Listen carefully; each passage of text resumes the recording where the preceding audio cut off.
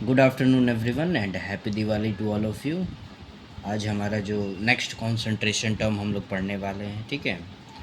तो इससे पहले हम लोगों ने क्या क्या पढ़ लिया था? Percentage weight by weight, percentage volume by volume, percentage weight by volume, ये तीनों हो गया था, ठीक है। और हम लोगों ने क्या पढ़ा था? मोलैरिटी पढ़ लिया था। और क्या पढ़ लिया था? तो मोलैलिटी पढ़ लिया था। ये इतने सारे टर्म्स हम लोग पढ़ चुके हैं, ठीक है। अब इसके आगे हमको पढ़ना है, ठीक है। अगला जो हमारे पास टर्म आता है दैट इज़ मोल फ्रैक्शन। क्या होता है? Mole fraction. मोल फ्रैक्शन को हम लोग काई से रिप्रेजेंट करते हैं, ये रिप्रेजेंट करने का तरीका है, ठीक है। अब इसका कोई स्पेसिफिक ऐसे फॉर्मूला नहीं होता है, ठीक है। एक एग्जांपल से हम लोग इसको ज़रा समझते हैं, ठीक है। लेट सपोज़ हमारे पास अगर हम बात कर रहे हैं किसी भी एक बाइनरी सॉल्यूशन की, तो बाइनरी सॉल्यूशन के अंदर दो चीज़ें आएंगी। एक जो होगा ये सॉल्यूट होगा और एक जो होगा हमारे पास वो सॉल्वेंट होगा, ठीक। अब ये फिक्स है कि एक ही सॉल्यूट है, एक ही सॉल्वेंट है, ठीक। तो अगर हमें लेट सपोज मोल फ्रैक्शन निकालना है सॉल्यूट का, तो वो बराबर होगा मोल जो होगा सॉल्यूट का, मोल सॉल्यूट का ऊपर रखेंगे और डिवाइड में टोटल मोल, ठीक है। तो टोटल मोल के अंदर क्या आएगा? यहाँ पे पहले लिख लेते हैं टोटल मोल। तो ये n क्या है, किसका है? तो सॉल्यूट का है। टोटल किसके बराबर है? तो सॉल्यूट प्लस सॉल्वेंट। तो n किसका लिखेंगे यहाँ पे? तो सॉल्यूट का, प्लस n किसका लिखेंगे? तो सॉल्वेंट का। ये दो चीज़ों का, तो इसको ऐड करेंगे तो आएगा। अब अगर इस वैल्यू को ध्यान देंगे तो जो भी हम लोग लेंगे उसके टर्म के बेसिस पे ही करना पड़ेगा, ठीक है।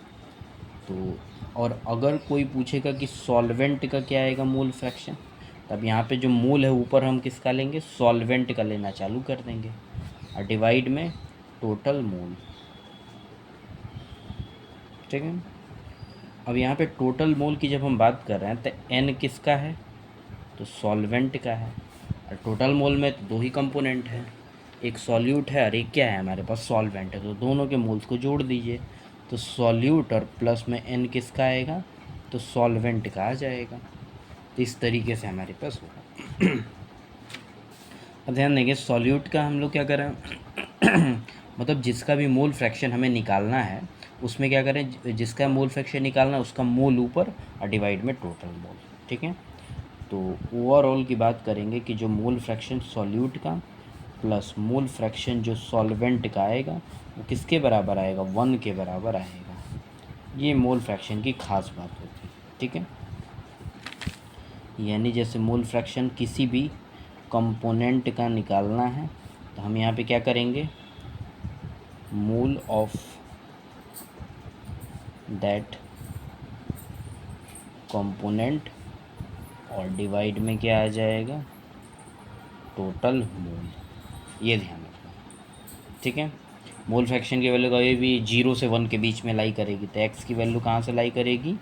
0 to 1, 0 से लेकर 1 के बीच में मोल फ्रैक्शन की वैल्यू लाई करेगी, ठीक है। ये ध्यान रखेंगे। जनरली वो 1 से कम ही होती है, ठीक है। अगर 3 कंपोनेंट है, किसी एक कंपोनेंट का निकालना है तो ऊपर जिसका निकालना है उसका मोल और डिवाइड में क्या करेंगे? हम टोटल मोल कर देंगे, ठीक है। तो ये हो जाएगा। मान लीजिए जैसे एक और एग्ज़ाम्पल ले लेते हैं। 3 कंपोनेंट है ए, बी और सी, इन तीनों को मिक्स करके हमारे पास सॉल्यूशन बना है। तो अगर मोल फ्रैक्शन ए का निकालना है तो क्या होगा? एन ए और डिवाइड में टोटल, तो N A plus N B plus N C, ठीक है।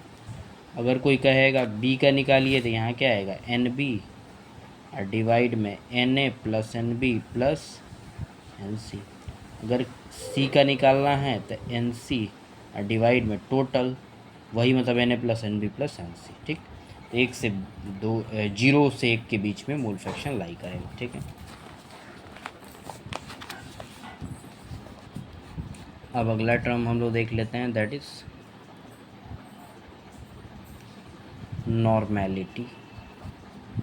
बहुत इम्पॉर्टेंट टर्म है नॉर्मेलिटी, ठीक है। तो जो नॉर्मेलिटी का हम अगर फॉर्मूले की बात करेंगे, नॉर्मेलिटी वो क्या आएगा? ग्राम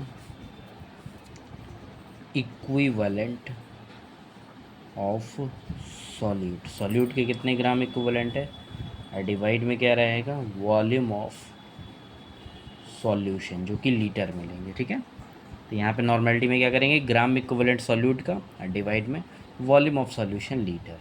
ठीक, तो अगर मैं वॉल्यूम को इस साइड में लाऊं तो ये क्या होगा, N इंटू वी, किसके बराबर आएगा, ग्राम इक्विवेलेंट ऑफ सॉल्यूट। ठीक है, लेकिन ये अब यहाँ पे हम लोग थोड़ा सा ध्यान देंगे तो इसको हम लोग एनालाइज करेंगे कि ग्राम इक्विवेलेंट होता क्या है, what is the meaning of gram equivalent. तो ग्राम इक्विवेलेंट का अपना खुद का एक फॉर्मूला होता है, तो क्या होता है देखते हैं,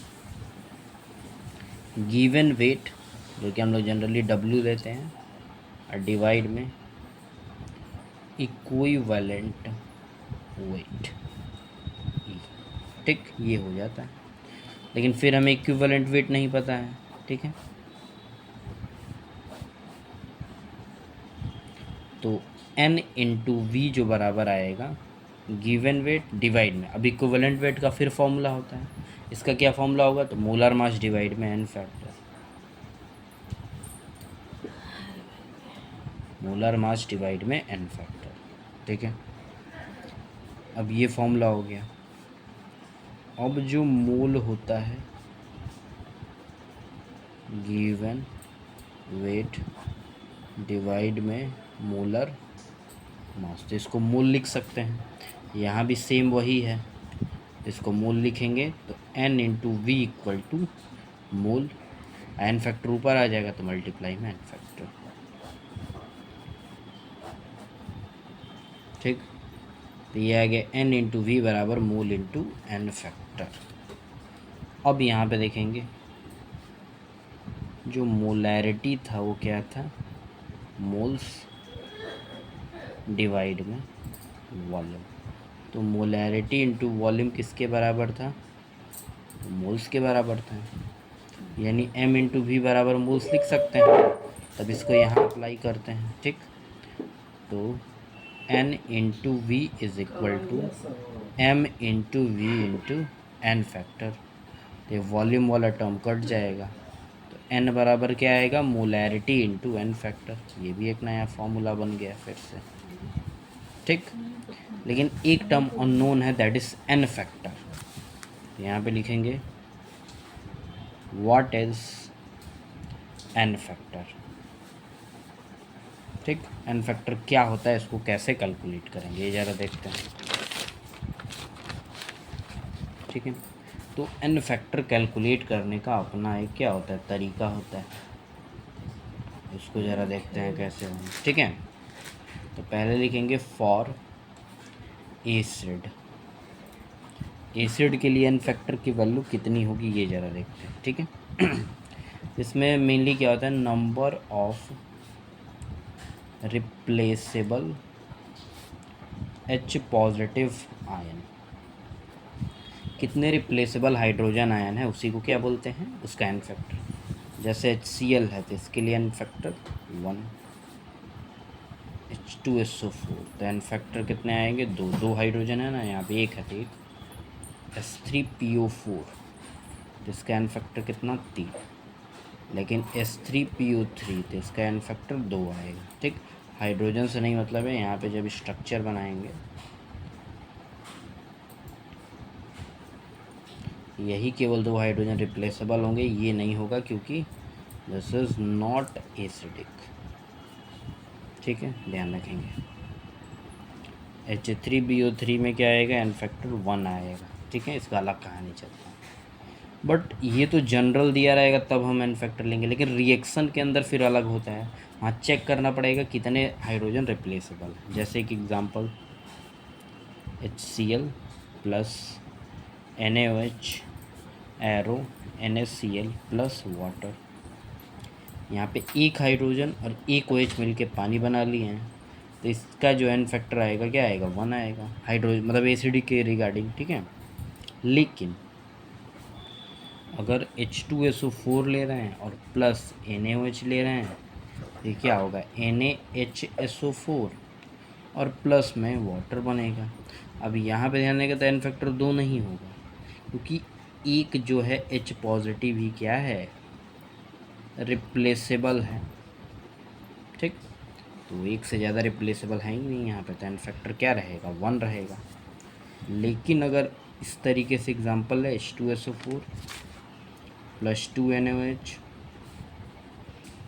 Na2SO4 प्लस वाटर, तो अब यहाँ पे दोनों के दो दो इक्विवेलेंट हुए, तो यहाँ एन फैक्टर कितना लेंगे, 2, क्योंकि दोनों यूज़ हुआ है, दो हाइड्रोजन और 2 OH, तब पानी बना है।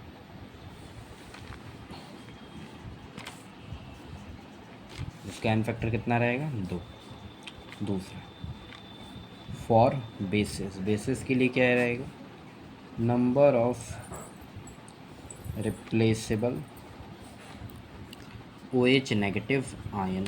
ठीक, जैसे बेरियम हाइड्रोक्साइड है 2, इसका एन फैक्टर कितना, 2। NaOH है तो कितना आएगा एन फैक्टर, AlOH का थ्राइस है तो एन फैक्टर कितना आएगा, 3। ठीक है, तो जितने OH आयन रिप्लेसेबल होंगे वो बेस के रिगार्डिंग एन फैक्टर हो जाएगा। तो इस तरीके से इसका एन फैक्टर हमारे पास निकल जाएगा कितना है। ठीक है,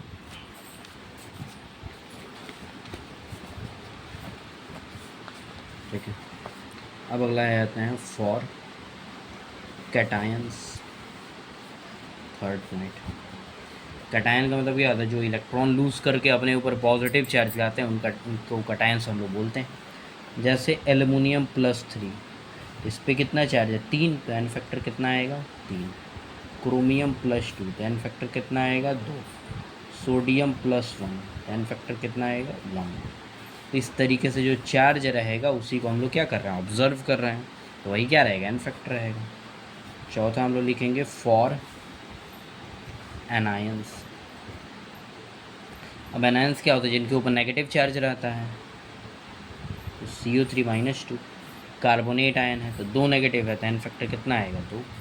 ठीक है, NO3 नेगेटिव, तो 1 नेगेटिव चार्ज है, तो एन फैक्टर कितना आएगा, 1। ठीक है, C2O4 पे -2, यहाँ एन फैक्टर कितना आएगा, 2 नेगेटिव चार्ज है। ठीक है, तो जितना नेगेटिव चार्ज आएगा वही क्या होगा, एन फैक्टर। ठीक है, अगला फॉर साल्ट्स। ठीक, कई सारे ऑर्गेनिक इनऑर्गेनिक के साल्ट्स होते हैं, उसमें क्या होता है, तो जो भी साल्ट होगा इसमें क्या होगा, टोटल पॉजिटिव और total negative charge is an factor. जो भी साल्ट होगा उसमें या तो पॉजिटिव पार्ट देखिए या तो नेगेटिव पार्ट देखिए, और उसका जो मैग्नीट्यूड होगा वही क्या रहेगा, एन फैक्टर। जैसे Al2SO4 का थ्राइस ये है। तो अगर हम इसके एन फैक्टर की बात करें कि इसका एन फैक्टर क्या होने वाला है, तो एल्युमिनियम में जनरली कितना चार्ज होता है, 3, और 2 लगा हुआ है, तो +3 × 2 = +6। एन फैक्टर क्या आएगा इसका, 6।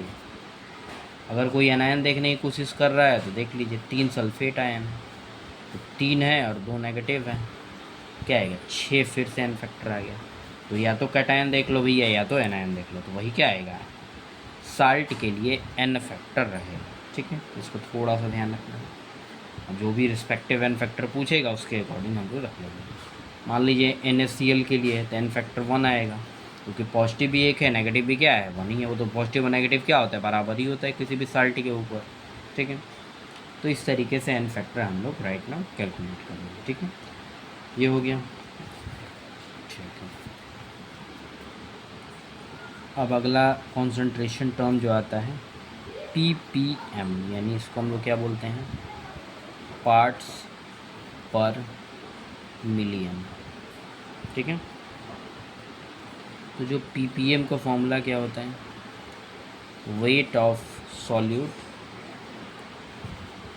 क्योंकि ग्राम में लेंगे, डिवाइड में वेट ऑफ सॉल्यूशन, भी ग्राम में लेंगे, इंटू 10⁶ आ जाएगा।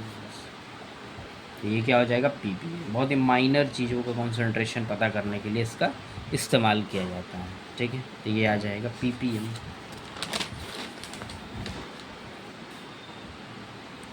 अब आ जाते हैं ppb, यानी पार्ट्स, इसको क्या बोलते हैं,